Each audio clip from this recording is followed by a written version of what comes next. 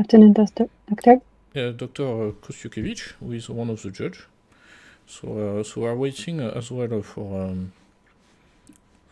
two participants. And then we'll start. So just for you to know, yes, we are on YouTube now. So it means that it's possible to watch the match through the link. And rewatch the match for the judge as well after the match. So yes.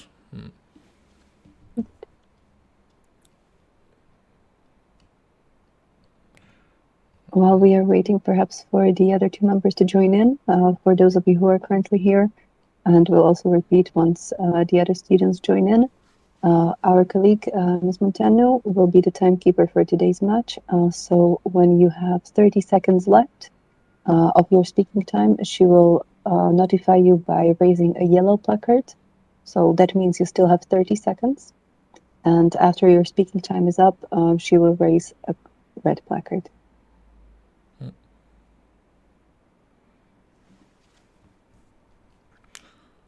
So I think in the meanwhile, while we are waiting for the last two speakers, yes, we can already start the introduction for everybody who will be watching this match. So my name is Aurélien Lorange. We have now a second judge. So my name is Aurélien Lorange, so I will be the host for this match. Together with my colleague, we are actually the organizers of this competition. This is the first match of this 2022 edition between Pontificia Universidad del Chile in Santiago de Chile and Paris 1 Sorbonne University. So it means that this is actually the beginning of the match for the group D, between two teams of the group D for the group phase. And together we'll have three judges. Two of them are currently in the room. So Dr. Kostyukevich, who is in the Netherlands, who is Ukrainian national, and as well Dr. Vegas, who is a Greek, who is as well in the Netherlands, and as well we'll have Professor Payment, who is Dutch, who is from Tilburg University, who is in the room as well. So now I think we are still waiting for two participants, one from Chile and from Santiago. So as soon as we will have actually the two other members, we'll be able to start. So the process is very, I would say, simple, meaning that we'll be announcing again the topic. We'll be as well randomizing the positions for the match, so two positions possible, in favor and against, and then we'll give 5 minutes of last preparation, let's say, of argumentation, and then we'll start the match itself. The match will be composed with an introduction for each team of 4 minutes, followed by rebuttals, two rebuttals for each team, and finally a conclusion as well. So rebuttals are 2 minutes each, and as well as a conclusion will be 2 minutes.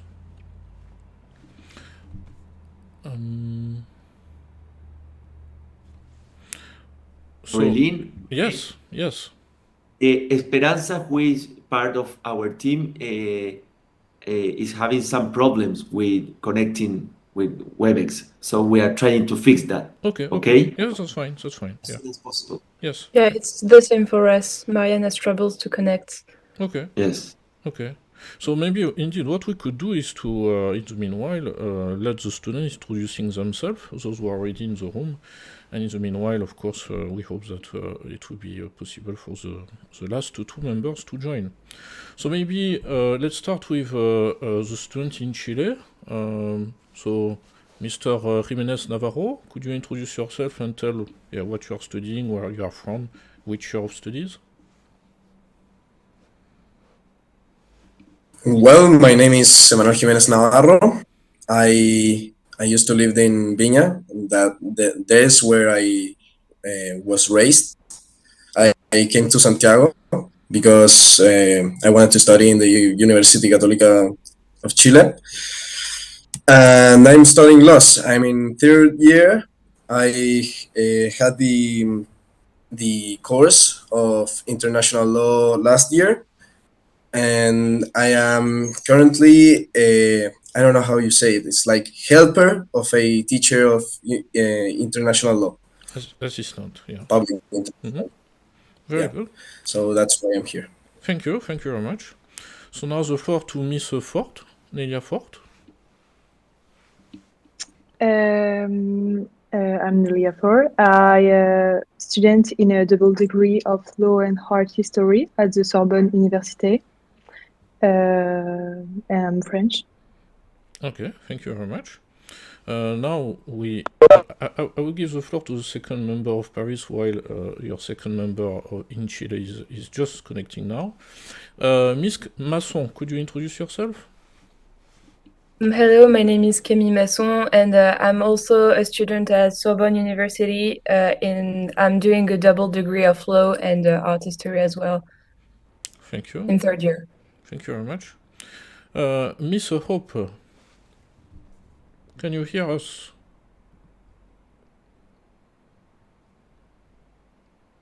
Esperanza, can you hear us?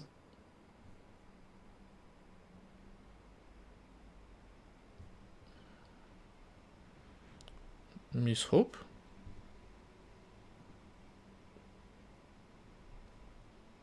Miss Hope is connected, but I don't see the camera yet. And do you have any news from Miss Breton, Miss Masson, or Miss Fort?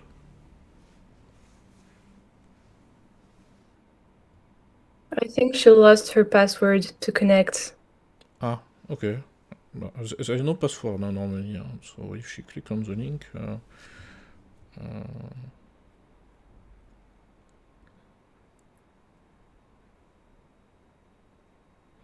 In the meanwhile, if possible, Dr. Kostyukevich, could you maybe introduce yourself as well, as one of the judges?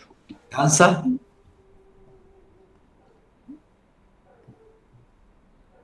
Yes, of course.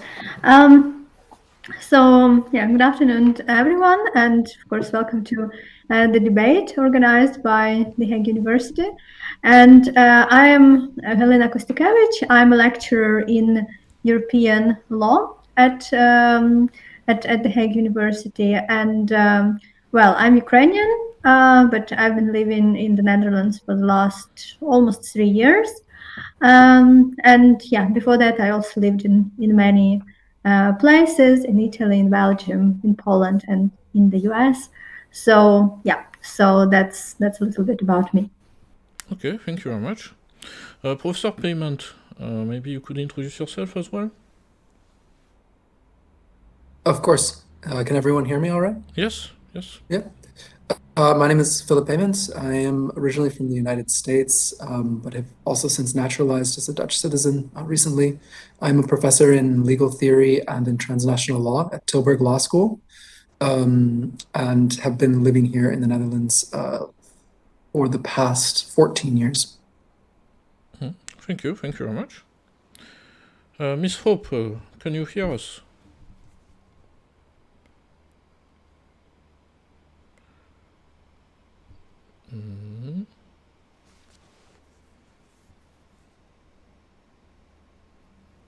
I see that here you are trying to connect from a second device. And Miss Breton as well connected.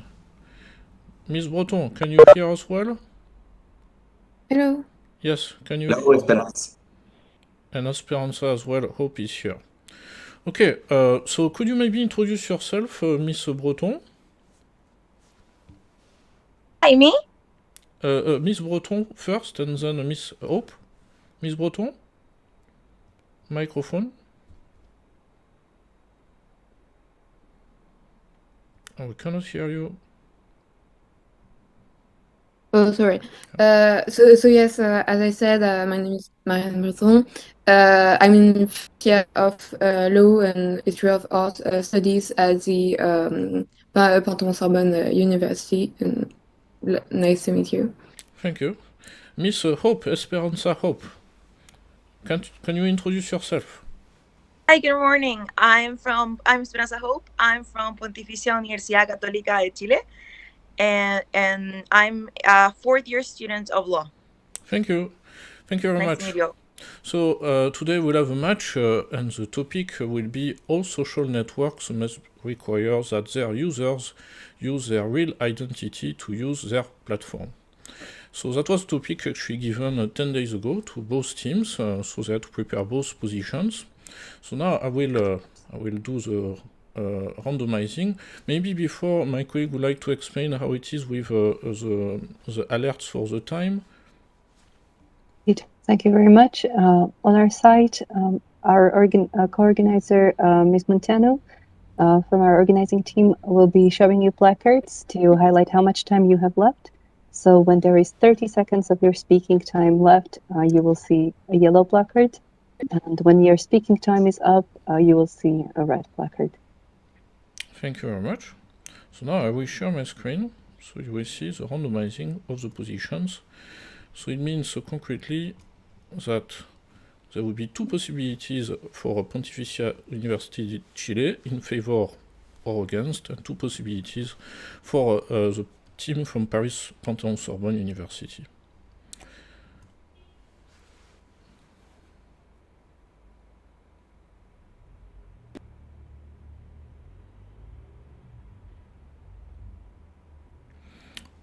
So for this match, Pontificia University of Chile will defend the position in favor of the statement, meaning that all social networks must require their users use their real identity to use their platform.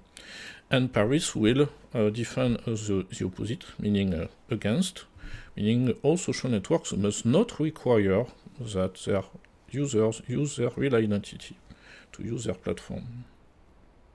So from now, I think we can start the 5-minute preparation. So we'll stop sharing my screen. Oops. Yes. So you have 5 minutes.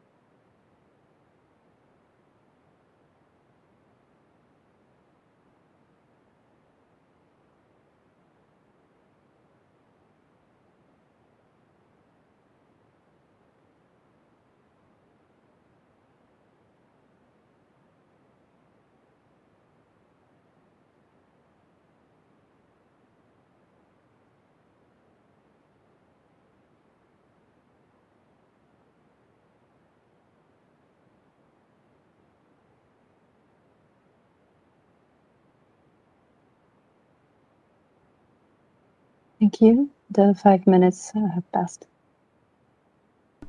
So we'll start now with the introduction given by the university who got the position in favor, pro, with the Pontificia Universidad del Chile, so Santiago de Chile. So the floor is yours for 4 minutes. Thank you very much. Oh, there is a baby crying here, so it is a little bit difficult.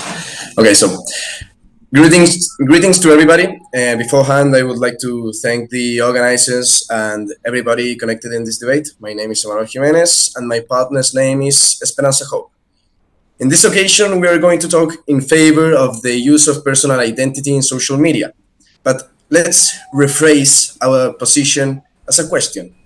Could we think that social media is not another thing than a prolongation of our real life itself? Before developing our first argument, let us think about the way we live. The first thing most of us do when we wake up is to check our phones. And it is not uncanny to say that we'll be our fellow companion for the rest of the day. There is little doubt that the virtual and real world are blending into a single entity. There is no question that social and media platforms are no longer an accessory but an extension of ourselves. So the state must, among other things, strive to protect others and modernize systems of liability regarding online behavior. So establishing a real name looks like an effective way to achieve this. A system of this nature is harmonious with a systematic analysis of international law. First, I would like to mention the Article 12 of the Universal Declaration of Human Rights, which establishes that nobody should be treated in an arbitrary way that can harm the honor and reputation of a person. And second norm I would talk about is the Article 19 of the International Covenant Civil and Political Rights, which guarantees freedom of speech, but it is limited if it damages the respect or reputations of others. A policy of this nature permits the coexistence between freedom of speech and the dignity of others, because while not creating a specific limitation to exercise, it disincentivizes behavior that can harm others. And as a second argument, I would talk about the human history. What we must anticipate any kind of ideas to seek that seek to destroy democracy. A clear example of this is what happened to Germany during the Nazi regime, in which they rose to power through institutional means without any type of limitation, even though their ideas were against democracy. Due to the atrocities committed by them, Germany understood that it was necessary to create a barrier of contention for certain types of speeches, and in consequence, established in the Article 21 of the Bonn Constitution, all political movements that could go against the fundamentals of democracy can't be part of the political discourse. Finally, there is no doubt that some ideas can be identified within the range inside the virtual world, but what we have to do is with this using the name in the real identification in the virtual world is not sharing hateful ideas or consequences that can bring for. Thank you. Yes, your time is up. Thank you very much. Now the floor is for the introduction for Paris. Dear members of the jury, the opposite team, with my colleague we stand negative on the resolution that all social networks must require that the users use a real identity to use a platform. In the context of the rise of liberticidal and totalitarian regimes, individual freedom of expression never seems so strident. Freedom of expression is a fundamental right, which is one of the first consequences of a non-democratic system. We can talk about China and its very developed identity control, which is used by the national polity controlled by the CPC, Communist Party of China. In this case, identity control is a means of monitoring the population, and it is used against civilians, and social networks can be an important threat for users. Indeed, if social networks controlled by politics require that the user use a real identity, every single user can be a potential target. Moreover, freedom of expression is an essential guarantee in international treaties. For example, in Article 10 of the European Convention of Human Rights, in Article 19 of the International Covenant on Civil and Political Rights, or in Article 13 of the American Convention of Human Rights. To let social networks ask every user using his real identity requires to adopt laws and policies which will be illegal under these fundamental rights. To avoid any confusion, a social network is a website or computer program that allows people to communicate and share information on the internet using a computer or mobile phone. The real identity refers to the real name of the user, but also a real picture of himself, his real age. Real identity means user cannot choose in another user's identity, a non-existent identity, or just stay anonymous.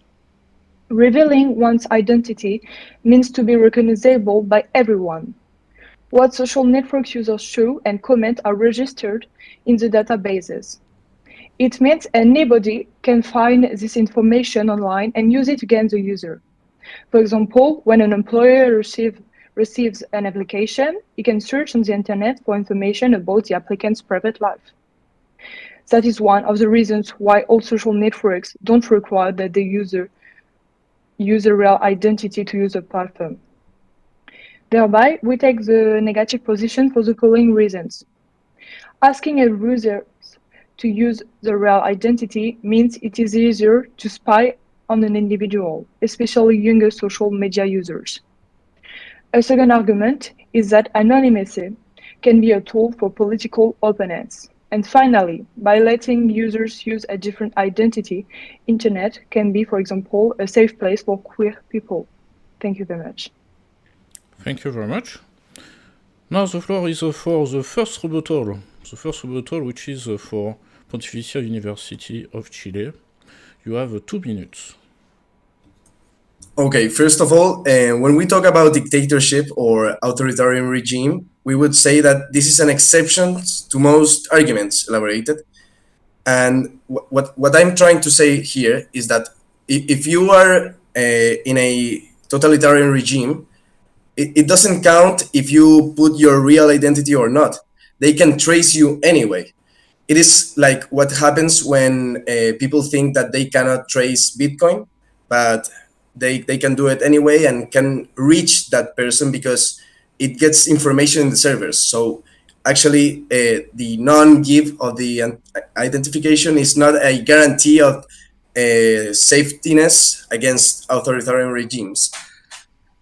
Second of all, giving out information about yourself, personal information, it's not necessarily bad in the relationship between employer and employees, because you can put your real identity, but you can also regulate who wants to see, who do you want to see your information, who does not. So even though I have my name, I don't know, Emmanuel Jimenez, I can accept someone to see my photos, my information, where I live, everything. But I can also move aside the people that I don't want. I don't want to know about my information. Okay, thank you very much. Now the floor is for the first rebuttal as well, for Paris University. So you have 2 minutes. Yes. So, jumping back on what the opposing team just said, well, it is true that well, people can make their accounts private, but we know, and that's why we're saying it's especially apply on younger social media users. Well, some people aren't cautious enough to make their accounts private, such as well, teenagers, and some people for their profession, for example, have to make them public. So yes, it does. Such measures does make it easier to spy on an individual, and it allows potential, for example, groomers to gather enough information on users to allow, well, really ill-intended people to misuse them. So, for example, for grooming, it does allow potential predators to correctly identify their victim and enables them to investigate further, like for example, location, school, etc. And it is harmful given that, well, younger users have this tendency to overshare. So it does also apply to bullying, as it is often done by non-anonymous accounts anyway. For example, we were talking about these racist comments during the 2020 Euro. Well, a Twitter report shows that 99% of suspended accounts weren't even anonymous. So it does not help in preventing hate anyway. And as the urban... Oh, okay. Thank you very much. Now it is time for the second rebuttal. The second rebuttal starting with Pontificia Universidad de Chile. You have 2 minutes. Okay, regarding the employer argument, most social platforms give us the option to regulate what content we want people to see publicly. For example, Instagram and Twitter let us put private posts and give access to only followers. And this is why the status must mandate social media platforms to regulate this. So when the users creates an account, it as a standard created with private options. I mean, what I'm trying to say here is that when you create a account in a platform, what we are giving as an option is to make it private, even though you're using your real identity in the platform. That way you can separate the ones that you want to know about your information and the ones that know. If we know the identity, bullying will be prevented, or at least those who want to bully will have to think twice after doing it. Why am I saying this? Because if I know who is bullying me, I can make something to stop it, demand him, taking him to courts, or if I know that someone is bullying me, well, it's basically that. So yes. Thank you. Thank you very much. Now the floor is for Paris as well for the second rebuttal. So you have 2 minutes. So to jump back on authoritarian regime, we do believe that anonymity is important because it can be a tool for political opponents. We believe that, for instance, in China, the example we just took before, public order impose a strict control on social medias, and journalists, researchers, activists, they need to be protected. They need security for them and for their loved ones, because if we end the anonymity, they risk imprisonment, and that is very dangerous for them. Also, anonymous online whistleblowers will be silenced if they cannot speak because they face consequences.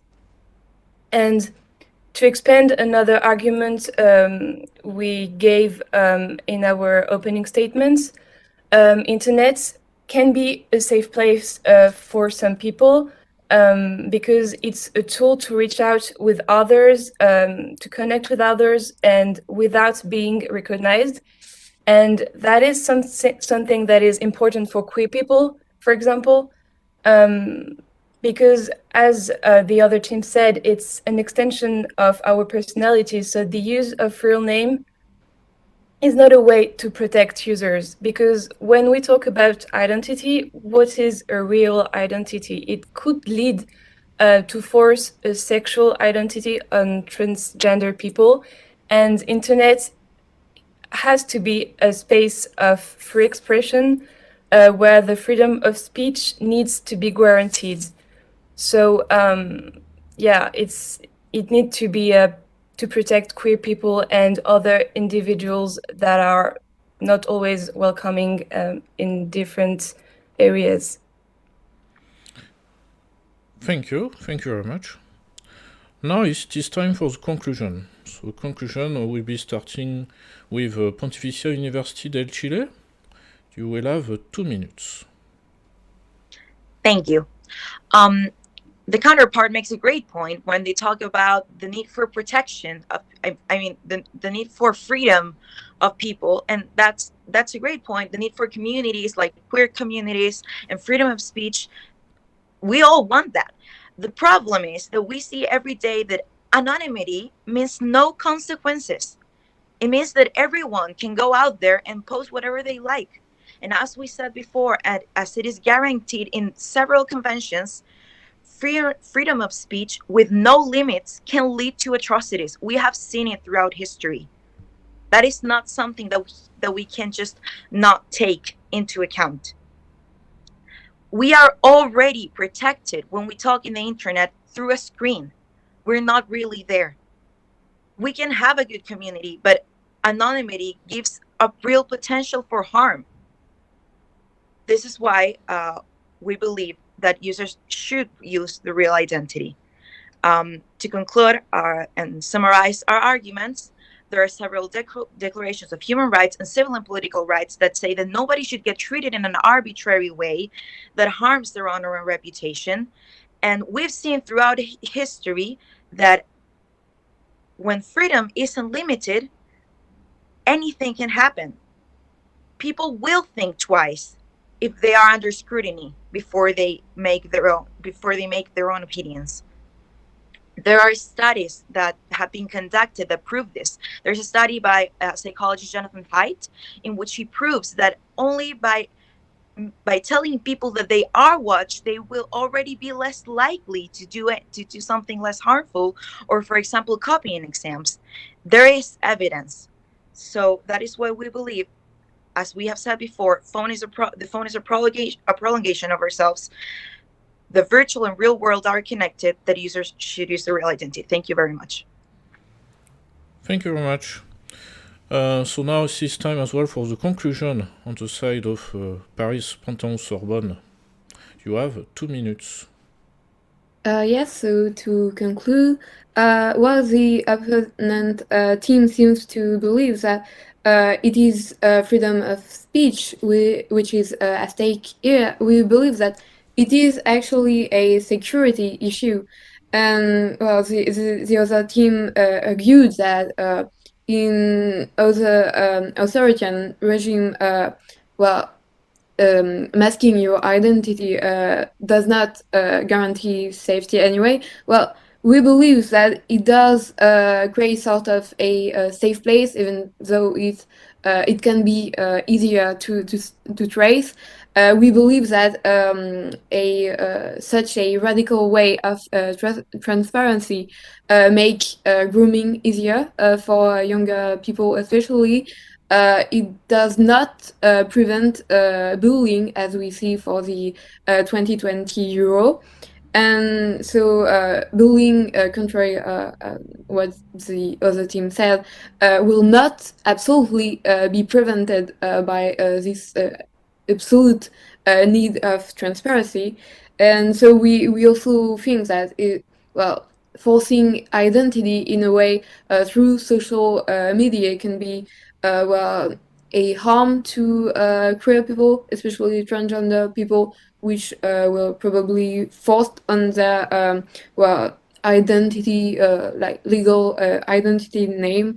So yes, we believe that well, people need this freedom to dispose of their identity online, and we stay on this basis. Thank you. Thank you very much. Thank you. So this is the end of this debate. So thank you to both teams. So now what we'll do is, of course, we give a bit of time to the judges who are in the room to give as well their opinion. But I would like to ask, first of all, so your assessment is finished. Now it's just to give your opinion on the match itself. So maybe we could start with Ms. Breton. What did you think about the match itself? Well, first of all, well, thank you to the opponent team, and it was really a interesting question, I think, to think of. And well, I believe we did good, and well, there was this exchange between teams and exchange of arguments, which was pretty exciting, I guess. So yeah, thanks to all. Thank you very much, Mr. Jimenez. It was very interesting to investigate about every position. I would say that trying to say that we have to put our real name in the internet kind of goes against my principles, like about freedom, and then it puts me in a difficult situation. But that gives me a lot of opportunity to make it better and grow. So it was a very good experience. Thank you very much, Miss Fort. Thank you to the opposite team. It was a very interesting debate, subject with a lot of example, but also controversy. It was very, very interesting. Thank you. Thank you very much, Miss Hope. Hi, I want to thank the opposite team too. It has been a very good experience, and yeah, I don't really have a clear position on this. I think there are great arguments for both sides, but it has been really interesting to learn about this. So thank you. Thank you very much, Miss Masson. Yeah, I agree. It was a very interesting subject and very contemporary.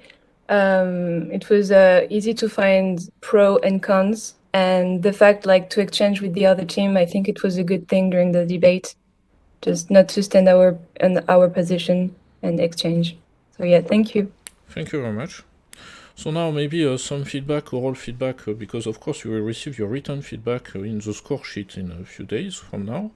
That will be actually as well connected to your overall score. But I could ask maybe Dr. Kosiukiewicz already, some words?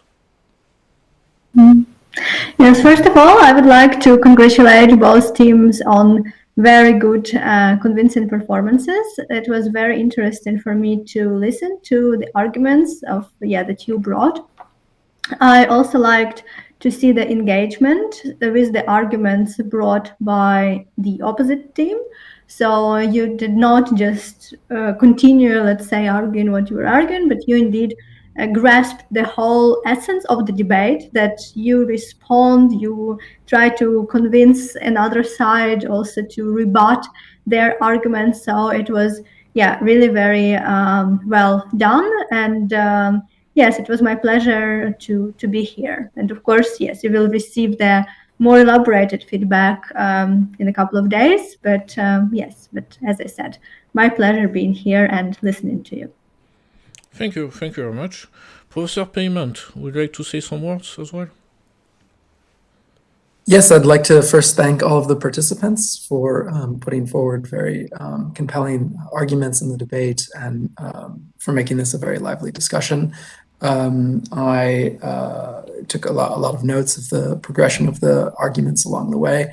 I thought both teams, in fact, improved their arguments as we went from stage to stage of the debate, whereas in the opening arguments, at times some of the the points being raised, it was unclear exactly how you intended them to be connected to the statement, the thesis statement. This became clearer and clearer as you progressed through the counter arguments and the rebuttal stages. And I think you have done a really remarkable job of identifying many diverse consequences or considerations that impact such a proposal. So I would really like to congratulate you with thinking through this complex proposal with a lot of rigor. Thank you very much. And the last word, yes, the last word for you, the coach of the Chilean team as well. Yes, sorry. Yes, I'm Jorge Sada. I couldn't introduce at the beginning. I'm the coach of the Catholic University team. I'm the director of the Center for International Studies at the same university. And as you mentioned, I wanted to thank the high level of the debate and the commitment of the students in preparing this debate. I witnessed that Emmanuel and Esperanza worked hard to prepare this first stage. And also, I think that this kind of activities is an opportunity to strengthen linkages between different universities around the world. So I also wanted to highlight the results or the benefits to have this kind of activities in terms of connecting students and faculty from different universities. Thank you very much.